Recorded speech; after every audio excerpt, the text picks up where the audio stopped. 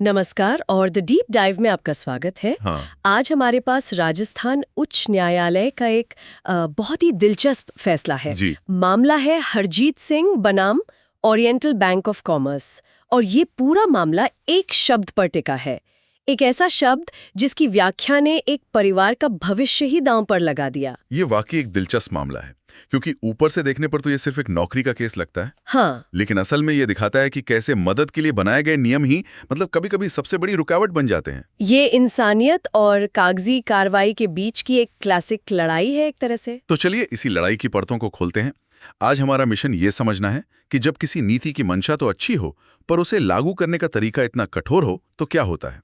हम देखेंगे कि अदालत ने कैसे एक शब्द निर्धन या गरीब की आत्मा को पकड़ा, ना कि सिर्फ उसके अक्षरों को। बिल्कुल, हमारा जो स्रोत दस्तावेज है वो माननीय न्यायाधीश फरजंद अली का 24 नवंबर 2025 को सुनाया गया फैसला है, और ये हमें इस पूरी कहानी के हर पहलू की गहरी जानकारी देता है। तो कहानी शुरू होती है श्री दर्शन सिंह से।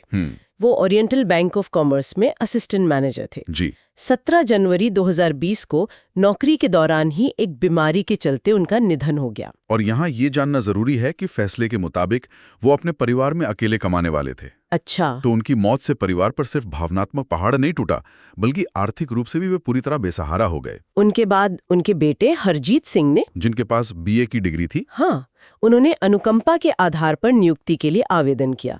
उम्मीद यही थी कि पिता की जगह लेकर वो परिवार को संभाल लेंगे। लेकिन बैंक ने उनका आवेदन खारिज कर दिया, सीधे सीधे। हाँ, पहले 1 अक्टूबर 2019 को, और जब परिवार ने दोबारा अपील की तो 7 मार्च 2020 को फिर से। और दोनों बार कारण एक ही दिया गया। क्या कारण था? कि इस समिति के अनुसार परिवार निर्धन या दरिद्र यानी इंडिजेंट की श्रेणी में नहीं आता। 1 मिनट, बस इतना ही? मतलब बैंक ने कह दिया कि आप गरीब नहीं हैं, इसलिए आपको नौकरी नहीं मिल सकती, पर परिवार तो कह रहा था कि वे भयानक आर्थिक संकट में हैं। हाँ, और यहीं से कहानी के दो पहलू सामने आते हैं। एक तरफ बैंक का आधिकारिक फैसला था, और दूसरी तरफ परिवार की जमीनी हकीकत, जो उन्होंने अदालत के सामने रखी, और दोनों में जमीन आसमान का फर्क था। क्या हकीकत थी परिवार की? क्या बताया उन्होंने?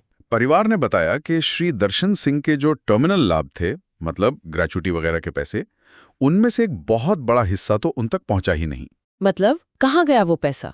ये सुनकर शायद थोड़ी हैरानी हो, बैंक ने उसी पैसे में से लगभग 7 लाख रुपए ओवरड्राफ्ट के लिए काट लिए। उसी पैसे में से? जी हाँ, लगभग 1.5 लाख रुपए वाहन लोन के लिए और कुछ हजार रुपए त्योहार लोन के लिए। तो मतलब जो पैसा परिवार को मदद के तौर पर दिख रहा था, उसका एक बड़ा हिस्सा वापस उसी बैंक की जेब में चला गया जिसने उन्हें नौकरी देने से मना किया था। ये तो बहुत ही विरोधाभासी लगता है, एक हाथ से देना और दूसरे से वापस ले लेना। और बात यहीं खत्म नहीं हुई। अच्छा, और भी कुछ था? जी, परिवार ने श्री सिंह के लंबे इलाज के लिए बाजार से भी भारी कर्ज उठाया हुआ था। कितना?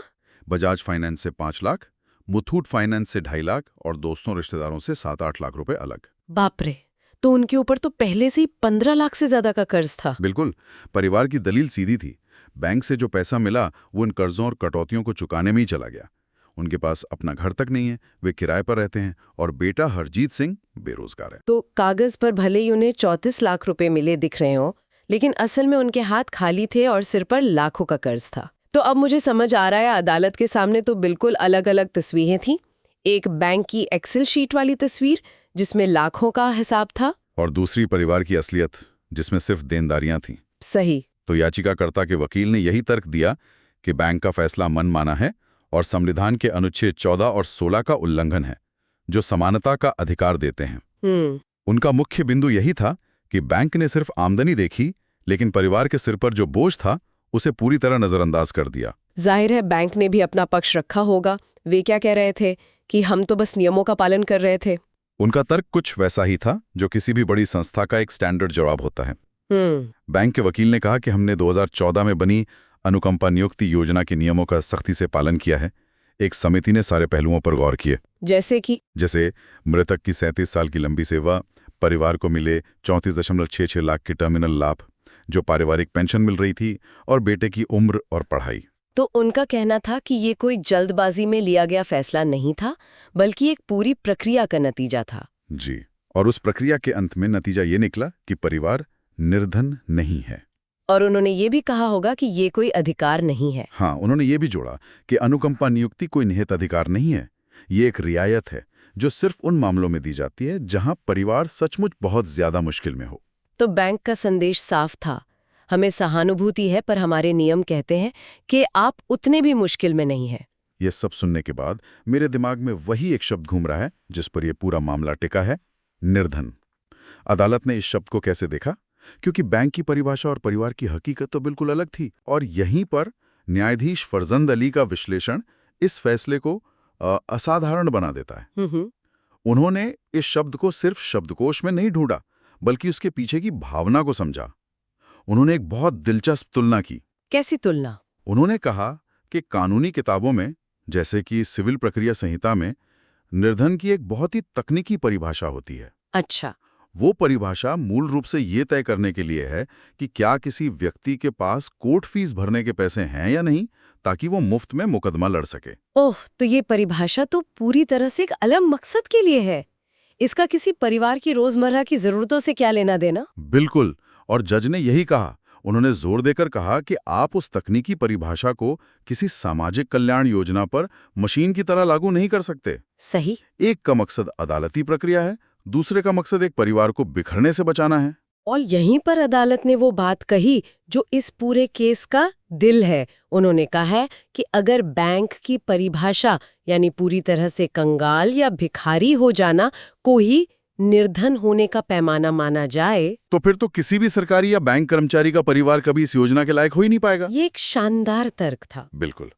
अदालत ने समझाया कि हर कर्मचारी की मृत्यु के बाद परिवार को पीएफ, ग्रेच्युटी, पेंशन जैसा कुछ ना कुछ तो मिलता ही है। अगर कुछ लाख रुपए का टर्मिनल लाभ मिलना आपको अमीर बना देता है और निर्धन की श्रेणी से बाहर कर देता है, तो फिर ये योजना बनाई किसके लिए गई है? ये तो किसी के काम ही नहीं आएगी। तो अदालत कह रहे थे कि इस तरह तो ये पूरी योजना एक भ्रामक वादा या इल्यूजरी प्रॉमिस बनकर रह जाएगी। आप एक हाथ से मदद की पेशकश करते हैं और दूसरे हाथ से ऐसी शर्तें लगा देते हैं जिन्हें पूरा करना लगभग नामुमकिन है। एकदम सही। अदालत ने कहा कि योजना का उद्देश्य परिवार को अचानक आई गरीबी से उभारना है, न कि उनके पूरी तरह बर्बाद हो जाने का इंतजार करना। योजना का काम परिवार को उस गर्त तक पहुंचने से रोकना है। इसलिए बैंक का ये कहना कि परिवार निर्धन नहीं है, एक बहुत ही सतही और कानूनी तौर पर कमजोर दलील थी। और मुझे लगता है अदालत को बैंक की अपनी ही नियम पुस्तिका में कुछ ऐसा मिला जिसने बैंक के तर्क को और भी कमजोर कर दिया। हाँ, ये इस केस का एक और दिलचस्प मोड़ था। अदालत ने बैंक की अपनी ही योजना के नियम 10 की ओर ध्यान दिलाया। नियम 10? उसमें क्या था? ये नियम कहता है कि योग्य मामलों में भले ही परिवार में पहले से ही कोई कमाने वाला सदस्य हो, तब भी अनुकंपा नियुक्ति पर विचार किया जा सकता है। कमाल है।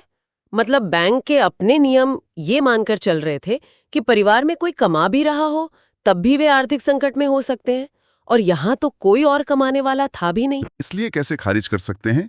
क्योंकि उन्हें कुछ टर्मिनल लाभ मिले।